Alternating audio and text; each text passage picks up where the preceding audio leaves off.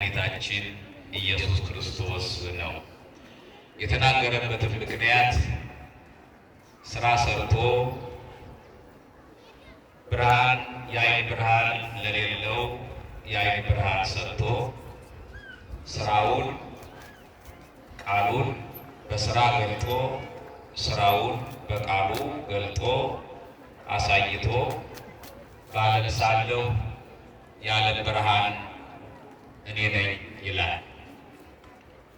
ይህንን መጽሐፍ ቅዱስ ስንመለከት ከእናቱ ማኅፀን ጀምሮ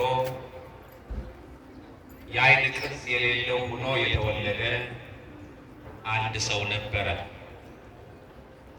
ጌታችን መድኃኒታችን ኢየሱስ ክርስቶስ ወንጌልን በሚያስተምርበት ጊዜ ሰዎቹ ቀርበው የዚህን ዓይነ ስውር ሰው ምንነቱን ጠየቁት። ጌታ ሆይ ይህ ሰው የዓይን ቅርጽ ሳይኖረው እውር ሆኖ የተወለደ በራሱ ኃጢአት ነው ወይስ በወላጆቹ ኃጢአት ነው ብለው ጠየቁት።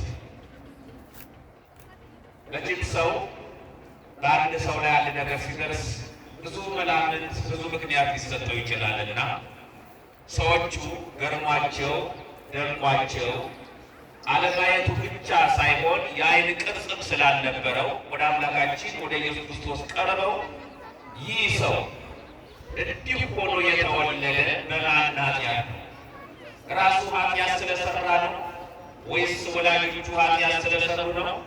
በማን ምክንያት ነው እንዲህ ሆኖ የተወለደ ብለው ሲጠይቁት አምላካችን መድኃኒታችን ኢየሱስ ክርስቶስ መልሶ በራሱ ኃጢአት አይደለም፣ በወላጆቹ ኃጢአት አይደለም፣ የእግዚአብሔር ድንቅ ሥራው ይገለጥ ዘንድ እውር ሆኖ ተወልዷል አላቸው። ከዚህ በኋላ ጌታችን መድኃኒታችን ኢየሱስ ክርስቶስ ይህንን ዓይነ ስውር ለማዳን ፈቃደኛ ነውና የመጣበትም ዓላማ ነውና እሱ ባለቤቱ ጌታችን መድኃኒታችን ኢየሱስ ክርስቶስ ምራቁን እንትፍ ብሎ ከአፈር ጋር ቀላቅሎ በአፈር ለውሶ የዓይን ቅርጽ አወጣለት። በፍጹም የዓይን ቅርጽ አልነበረውምና የዓይን ቅርጽ አወጣለት፣ እንደ ስዕል ሳለለት። ከዚህ በኋላ ጌታችን መድኃኒታችን ኢየሱስ ክርስቶስ ይህንን ዓይነ ስውር ሂድና ሰሌውን በሚባል በፈሳሽ ውሃ ታጠበው። ተመልከቱ ክርስቲያኖች፣ እሱ ባለቤቱ ጌታችን መድኃኒታችን ኢየሱስ ክርስቶስ ለ38 ዓመት ያህል በአልጋ ላይ የተኛውን በሽተኛ ተነስና አልጋህን ተሸክመ ሂድ ብሎ በሰከንድ ውስጥ እንዳዳነው አይተናል፣ ተመልክተናል።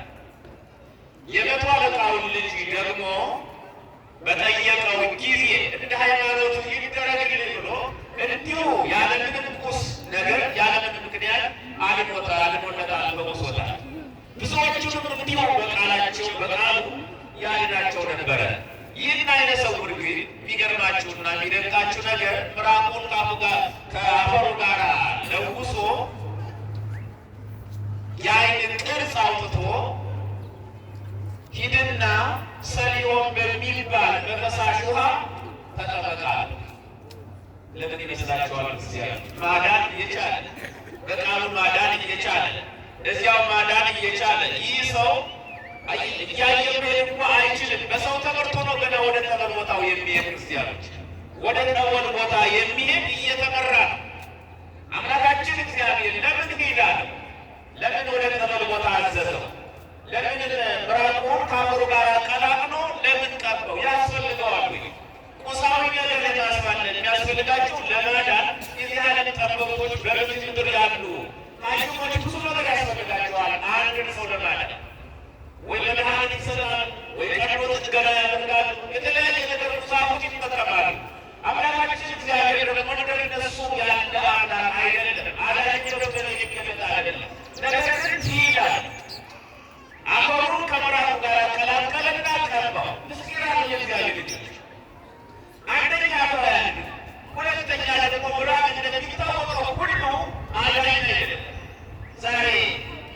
ከማንም ሰው ፊት ብርሃኑ ሊጠፋ አይችልም። ነውር ስለሆነ ብርሃን አጸያፊ ስለሆነ አፈርም አንስቶ መቀበል ነውር ነው። እንዴት ይደረጋል?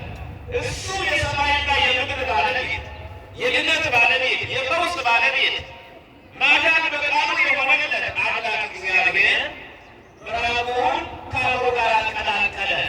ብርሃን እንደሚታወቀው የእግዚአብሔር ልጆች ሁላችንም የምናውቀው ጉዳይ ነው። እሱን ማብራራት አይጠበቅብንም። ግን ብርሃን ያድናል ያን እንደሆነ ያ ብርሃን መለኮት የተዋሃደው ብርሃን መለኮት ያለበት ብርሃን ለመለኮት ብርሃን የለውም። ፍጹም ሥጋ እንደተዋሃደ ሰው እንደሆነ ለማጠየቅ አምላካችን እግዚአብሔር መለኮት የተዋሃደውን የሥጋ ብርሃን ከአፈሩ ጋር አቀላቀለና የዓይን ቅርጽ አወጣና ሰሊሆም በሚባል ፈሳሽ ውሃ ተቀመጥ ብሎ ሰደደው። ይህም ዓይነ ስውር የሚገርማችሁ ነገር ድካሙን አልገለጠም። ጌታዬ እኔ እኮ ዓይነ ስውር ነኝ፣ እንዴት ወደ ጠበሉ ልሄድ? በገደል ብወድቅስ? ከዚህ ሁሉ ነገር እዚሁ መድኃኒት ከእጅ እያለ ለምን አታድነኝም አላለም ክርስቲያኖች? ምክንያት እንዳናደርግ ለመዳን የእግዚአብሔር ልጆች ለመዳን ምክንያት እንዳንፈጥር ይህ ዓይነ ስውር እባክህ በቃል ብቻ አድነኝ አላለም። አልተከራከረም። ዓይነ ስውር ነው ሲሄድ ሲባል እሺ አለ፣ ታዘዘ። ክርስቲያኖች ለመዳን ታዛዦች እንሆን። እንደዚህ ዓይነ ስውር ስንታዘዝ እግዚአብሔር ይወደናል። እግዚአብሔር አምላክ በቃሉ ማዳን እየቻለ ሂዳል። ይህም ዓይነ ስውር የለም ዓይነ ስውር ነኝ መራመድ አልችልም አላለ። እሺ አለ። ከዚህ በኋላ ይህ ሰው እሺ ብሎ አምላካችን መድኃኒታችን ኢየሱስ ክርስቶስን ሰምቶ እየተመራ ወደ ጠበል ቦታው ሄደ። እየተመራ ሄዶ ጠበሉን ተጠምቆ እያየ ተመለሰ። ክብርና ምስጋና ለአምላካችን ለእግዚአብሔር ይሁን። ይህ የመታዘዝ ውጤት ነው። እዚህ ላይ አምላካችን እግዚአብሔር ሊያስተምረን የፈለገ ነገር አለ። ክርስቲያኖች ዛሬ እኔና እናንተ በዘመናችን የገጠመን ነገር አለ። ኢየሱስ ብቻ በቂ ጠበሉ